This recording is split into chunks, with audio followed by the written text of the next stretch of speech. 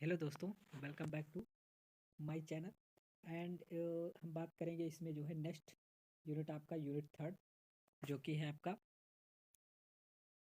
यहाँ पे mix design and rheology of concrete. तो इसमें जो इम्पोर्टेंट क्वेश्चन है वो सारे हम देखेंगे, और ये शॉर्ट क्वेश्चन हम कर रहे हैं। ये पहले आपको हमने इसके पहले भी बताया था वीडियो में। ये शॉर्ट क्वेश्चन जो 2 नंबर वाले होते हैं वो सारे हैं। लॉन्ग आंसर हम टाइम मिलता है उसके बाद करेंगे, पहले इसको एक बार में हम कर लेंगे, क्योंकि आपको अगर थोड़ा सा भी एक क्वेश्चन के बारे में पता होता है तो आप जानते हैं एक में आप पूरा लिख जाते हैं। तो मेन चीज़ आपको कुछ ना कुछ हर क्वेश्चन के बारे में पता होना चाहिए डिटेल से। वो आप लिख भी सकते हैं समझ के, क्योंकि कंक्रीट टेक्नोलॉजी उतना नॉलेज है सभी को। बस ये है क्या होता क्या है, ये आपको जानना है। तो सबसे पहले देखते हैं क्वेश्चन, हम स्टार्ट करते हैं यहाँ पे। ठीक है, क्वेश्चन है what do you understand by the term proportioning of mix. इसका मतलब क्या होता है कि प्रोपोर्शनिंग ऑफ मिक्स क्या बताता है हमको, किस लिए हेल्प किया ये टर्म हम यूज करते हैं। प्रोपोर्शनिंग क्यों जरूरी है यहाँ पे। तो किसी भी मिक्स को बनाने के लिए अगर प्रोपोर्शन आपका अच्छा नहीं होगा तो कंक्रीट जो है आपका स्ट्रेंथ नहीं देगा। बहुत सारे फैक्टर्स उस पर डिपेंड करते हैं कि वो अच्छा काम ही नहीं करेगा आपका, अगर प्रोपोर्शन आप अच्छे से मेंटेन नहीं कर पा रहे हैं। तो प्रोपोर्शनिंग यहाँ पे देख लेते हैं।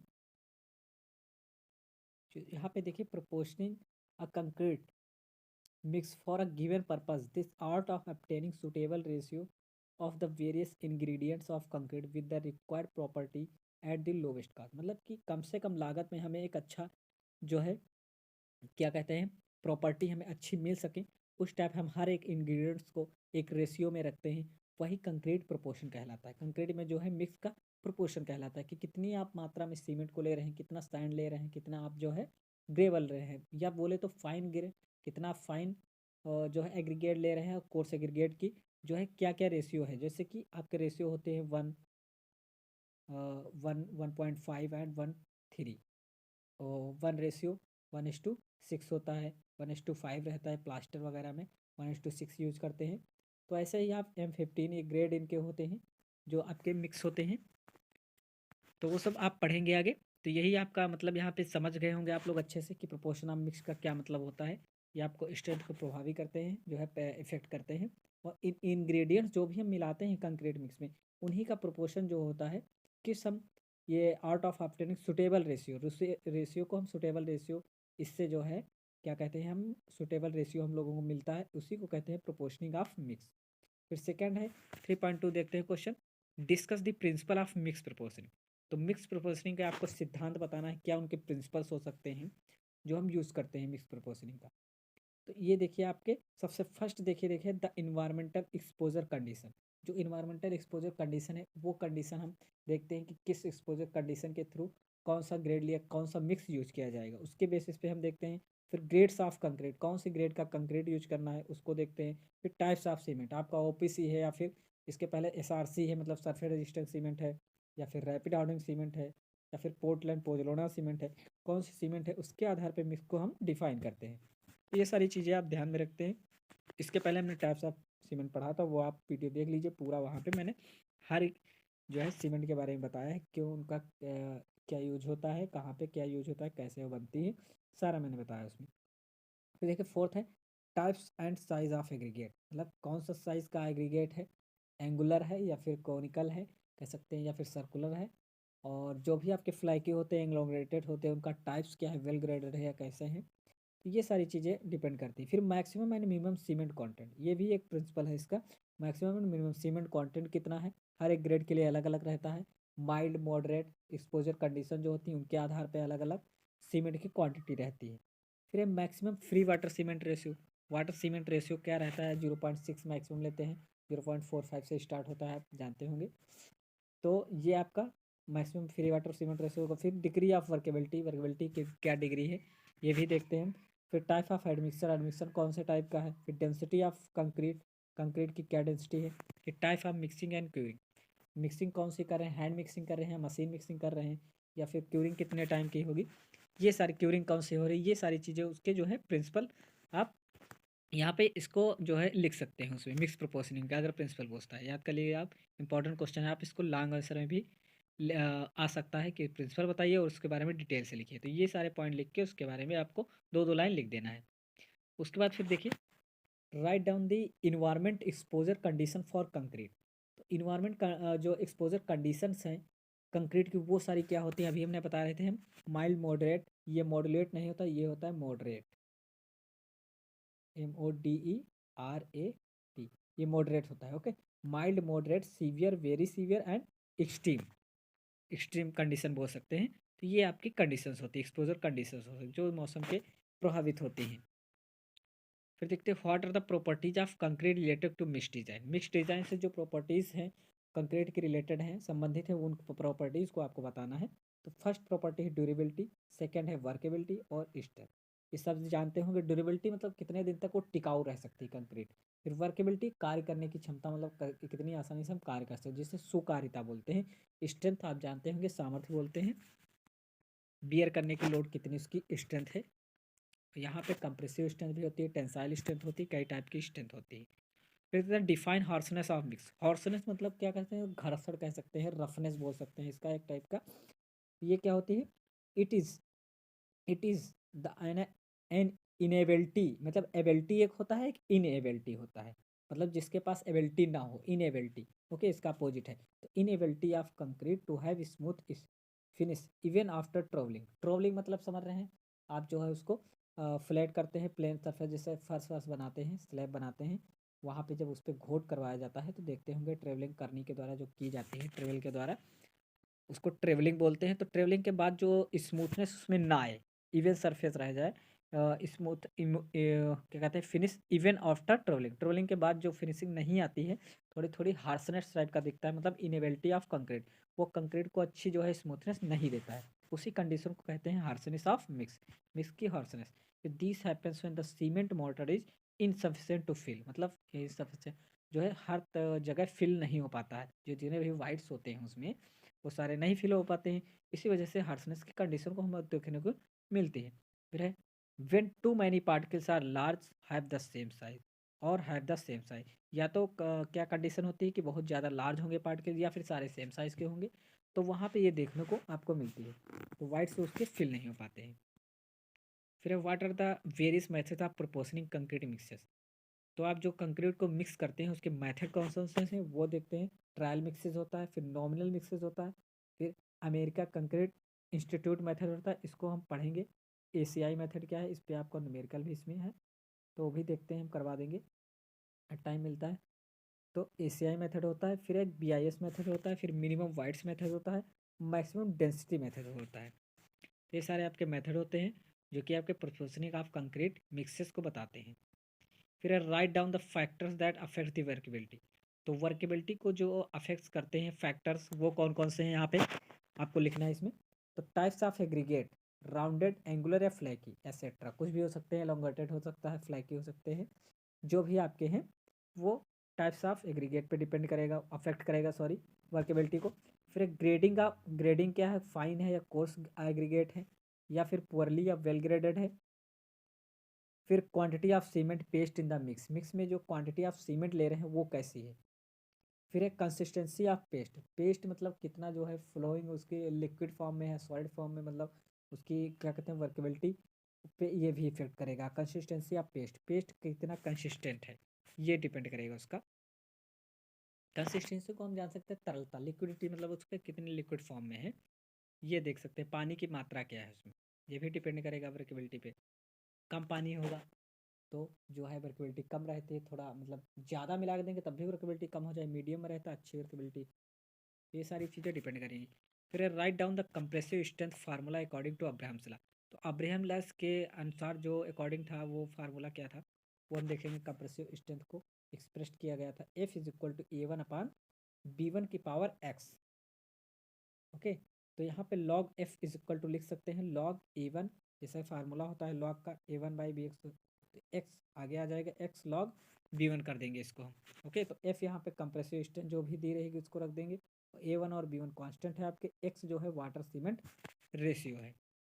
फिर what is mean strength, mean strength आपकी क्या होती है यहाँ पे बताना है। तो मीन स्ट्रेंथ क्या होती है, this is the average strength, x bar से डिनोट करते हैं एवरेज स्ट्रेंथ को, obtained by dividing the sum of individual strength. जो भी जितनी भी इंडिविजुअल स्ट्रेंथ है उसको हम डिवाइड कर देंगे किससे, average strength obtained by, obtained कैसे होता है, एवरेज स्ट्रेंथ कैसे निकालते हैं, dividing the sum of individual strength, जो भी इंडिविजुअल स्ट्रेंथ है उसको हम ऐड कर लेंगे, उसका सम कर लेंगे। फिर all the cubes of number, मतलब जो भी आपके क्यूब के नंबर हैं, जितने नंबर आप क्यूब बनाए गए हैं उनसे हम उनको क्या कहते हैं, डिवाइड कर देते हैं। तो यहाँ पे मीन स्ट्रेंथ आपकी निकल आएगी। तो मीन स्ट्रेंथ इक्वल को क्या होता है, एक्स बार। मीन स्ट्रेंथ को एक्स बार से डिनोट करते हैं और इसमें summation of x mean strength बोल सकते हैं या फिर एवरेज स्ट्रेंथ भी इसी को बोलते हैं। तो summation of x upon n हो जाएगा। एन क्या है, नंबर ऑफ क्यूब्स, जो भी स्पेसिमेन यूज कर रहे हैं क्यूब्स के फॉर्म में, उनका कितने नंबर है, कितनी संख्या है, वो अपान में हो जाते हैं। फिर डिफाइन वेरिएंस, वेरिएंस क्या है उसको आपको बताना है। This is the measure of variability difference between any single observe data from the mean strength. मतलब मीन स्ट्रेंथ के रेस्पेक्ट में आपको सिंगल डाटा और मीन स्ट्रेंथ के बीच में बताना है, जो भी डिफरेंस रहेगा उसी को क्या कहते हैं, वेरिएबिलिटी। तो this is the measure of variability, variability को जो मेजर करता है उसी को वेरिएंस कहते हैं। किसके किसके बीच में वेरिएबिलिटी मेजर करता है ये, any single observe data from the mean strength, mean strength से जो भी सिंगल डाटा है उसके परपेज में कितना डिफरेंस है, वेरिएबल कितना वेरी कर रहा है, वो उसी को हम वेरिएंस बोलते हैं। फिर है define character strength of concrete. Character strength of concrete क्या होती है, it is defined the value below which not more than 5% test result are expected to fail. मतलब 5% से ज़्यादा जो है टेस्ट रिजल्ट आपके फेल नहीं होने चाहिए। मतलब पास कितने होने चाहिए, 95% पास होने चाहिए टेस्ट रिजल्ट। उसी स्ट्रेंथ को, जो स्ट्रेंथ प्रोवाइड होती है उसी को हम कैरेक्टर स्ट्रेंथ ऑफ कंक्रीट कहते हैं और ये 28 डेज में ली जाती है। फिर give the statement of Abraham law. तो अब्राहम लॉ का जो स्टेटमेंट है उसको आपको बताना है। According to Abraham's law, the strength of fully compacted hardened concrete is approximately inversely proportional to water content per cubic meter of cement. That is water cement ratio या water cement ratio कह सकते हैं। इसका मतलब हम direct समझ सकते हैं कि जो भी फुल्ली कंपैक्टेड हार्डेंड कंक्रीट होगी, मतलब फुल उसका कंपैक्शन हो चुका है, हम कंपैक्टेड कर चुके हैं, कंक्रीट कंपैक्टेड हो चुकी है, हार्डेंड फॉर्म में है, तो उसकी जो स्ट्रेंथ होगी वो इन्वर्सली प्रोपोर्शनल होगी, मतलब अपोजिट कह सकते हैं, inversely proportional to water cement ratio या फिर water cement water content per cubic metre of cement. मतलब एक जो क्यूबिक मीटर सीमेंट होगी वहाँ पे वाटर कंटेंट कितना ले रहा है, या सीधा मतलब आप वाटर सीमेंट रेशियो समझिए, जितना भी वाटर सीमेंट रेशियो होगा उसके इन्वर्सली प्रोपोर्शनल उसकी स्ट्रेंथ होगी, या फिर स्ट्रेंथ के इन्वर्सली प्रोपोर्शनल होगा वाटर सीमेंट रेशियो। यही अब्राहम्स का लॉ कहता है कि वाटर सीमेंट रेशियो अगर बढ़ाएंगे तो स्ट्रेंथ आपकी कम होगी, वाटर सीमेंट रेशियो घटाएंगे तो स्ट्रेंथ आपकी बढ़ जाएगी। इन्वर्सली प्रोपोर्शनल है दोनों एक दूसरे के। फिर what is rheology and rheological models of concrete. Rheology क्या है और उसके मॉडल्स क्या हैं कंक्रीट में, ये आपको बताना है। तो rheology the science flow of material, मतलब ये रियोलॉजी मतलब तरल का अध्ययन होता है कह सकते हैं। फ्लो मतलब क्या होता है, बहना। तो मटेरियल्स का, पदार्थ का बहना, उस साइंस में पदार्थ के बहने की प्रकृति को, मतलब नेचर को हम जो है स्टडी करते हैं, वही रियोलॉजी कहलाती है। तो rheological models of fresh concrete, जो भी फ्रेश कंक्रीट है, गिव अस इंफॉर्मेशन, वो क्या इन्फॉर्मेशन देते हैं, the ability of fresh concrete mix to flow under own weight and fill the moulds without voids. मतलब उसकी एबिलिटी क्या है, फ्रेश कंक्रीट की कितनी एबिलिटी है कंक्रीट मिक्स की, ये हमको बताता है अंडर इट्स आउन वेट, उसका आउ खुद का मतलब सेल्फ वेट की कंडीशन में किस कंडीशन में फ्लो कर रही है और कितने जो है मॉल्ट्स को फिल कर रही विदाउट वाइट्स, मतलब उसमें वाइट्स ना रहें, और फिल द मॉल्ट्स मतलब मॉल्ट्स को फिलअप कर रही है। तो उसी इसी को जो है उसकी एबिलिटी को हम बोलते हैं रियोलॉजिकल मॉडल्स ऑफ कंक्रीट बोल सकते हैं। समझिए, एबिलिटी होती है जो भी फ्रेश कंक्रीट की सेल्फ वेट पे। फिर है right down the rheological characteristics of fresh concrete. तो जो भी फ्रेश कंक्रीट है उसके रियोलॉजिकल कैरेक्टरिस्टिक्स आपको बताना है फ्रेश कंक्रीट के। तो इस पर फर्स्ट आपका वर्केबिलिटी रहेगी, कंपेटेबिलिटी रहेगी, कंपैक्टेबिलिटी रहेगी, ओके। फिर फ्लोबिलिटी रहेगी, बहने की वही बताए, पंपेबिलिटी रहेगी, मतलब पंपिंग कर सकते हैं अच्छे से उसको, और फिर flow under its own weight, मतलब वो अपने वेट पे ही, सेल्फ वेट पे कंक्रीट जो है फ्लो करेगी। फिर फिलेबिलिटी रहेगी, फिलेबिलिटी क्या मतलब फिल वाइट्स को फिल कर सकती है मॉल्स को। स्टेबिलिटी, स्टेबल भी रहनी चाहिए, और जो है फिनिशबिलिटी रहेगी, फिनिशिंग भी अच्छी रहती है। ये सारी आपकी जितनी भी एबिलिटी हैं आप सब पढ़ लेंगे, ये एकदम याद होना चाहिए आपको। अगर इसमें characteristic rheological characteristics of fresh concrete अगर पूछेगा तो। फिर classify the flow of fresh concrete. तो फ्लो ऑफ फ्रेश कंक्रीट को क्लासीफाई करना है, इसमें आपके जो है दिए गए हैं कॉन्फाइंड फ्लो, फिर होता है फ्री फ्लो और वाइब्रेशन फ्लो। तो फ्री फ्लो कॉन्फाइंड फ्लो क्या होता है? Concrete flow under its own weight through an orifice. मतलब किसी भी ऑरिफिस में अगर कंक्रीट जो है अपने वेट के द्वारा जो है अपने वेट बाय वेट वो जो है फ्लो कर रही है कंक्रीट, उसी को हम क्या कहते हैं? कॉन्फाइंड फ्लो कहते हैं। मतलब concrete flow under its own weight through an orifice, orifice के थ्रू ओके फ्लो कर रही अपने वेट से, सेल्फ वेट पे, उसको कॉन्फाइंड फ्लो बोलते हैं। फिर फ्री फ्लो क्या होता है?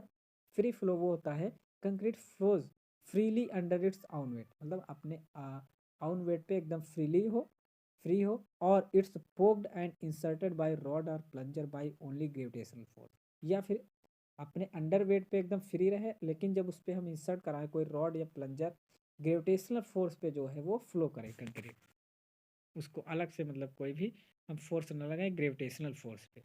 ओके, तो उसी को कहते हैं क्या कहते हैं? फ्री फ्लो कहते हैं।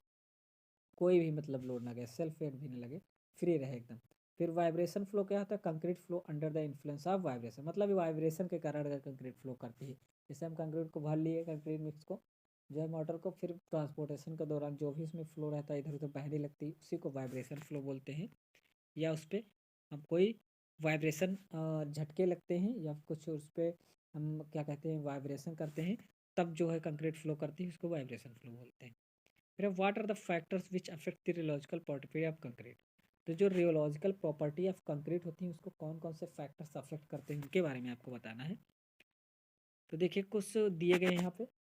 Mixing of concrete and effect of cohesion, फिर effect of water and super plasticizer. जो वाटर पे सुपर प्लास्टिक साइजर का इफेक्ट है वो भी देखेंगे, वाटर का क्या है, सुपर प्लास्टिक साइजर का है, वो भी इफेक्ट करेगा। कोहसन भी इफेक्ट करेगा। कोहेसन एडिशन बताए थे, कोहसन जो है सेम मॉलिक्यूल्स के बीच होता है।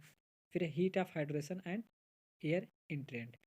तो हमने दोस्तों कोहसन सेम मॉलिक्यूल्स के बारे में आपको पढ़ा था, वहाँ पे आपको बताया था मैंने। और effect of water and super plastic scissor हो जाएगा। और हीट ऑफ हाइड्रेशन कितना हो रहा है, और एयर इंट्रेंट, इसका भी इफेक्ट पड़ता है। एयर इंट्रेनिंग एजेंट जो मिलाते हैं वो आपने वहाँ पे पढ़ा था। तो यहाँ पे हीट ऑफ हाइड्रेशन एयर इंट्रेंट का भी जो है उसमें एयर कितनी है वो भी अफेक्ट करेगा आपकी कंक्रीट की प्रॉपर्टीज़ को। एयर अगर उसमें रहती है तो वर्केबिलिटी आपकी जो है कम हो जाती है। इस वजह से एयर को भी हम रिमूव कर देते हैं। हीट ऑफ हाइड्रोजन भी डिपेंड करता है उस पर। ये सारे आप प्रॉपर्टी लिख सकते हैं। इनके बारे में विस्तृत जो है अगले वीडियो में, जब अगले क्या जब ये सारे क्वेश्चन कर लेंगे सारे यूनिट्स के, जबकि तीसरी अभी चौथी पाँचवीं बाकी है, उसको करने के बाद हम लॉन्ग आंसर करेंगे, तब उसमें अच्छे से पढ़ेंगे। तो लास्ट में दोस्तों अगर वीडियो अच्छा लगेगा तो आप लाइक कर देंगे और शेयर कर दीजिएगा। चैनल पर नए हैं तो सब्सक्राइब करके जाइएगा, क्योंकि और भी यूनिट्स के वीडियो आएंगे, और भी सेमेस्टर के जो भी आपके सारे वीडियो में यहाँ पे मिलेंगे। और AKTU से रिलेटेड कोई न्यूज़ आती है आप तक सबसे पहले पहुँचेगी, तो बेल आइकन को प्रेस करना ना भूलिएगा। Okay, thank you so much watching my video.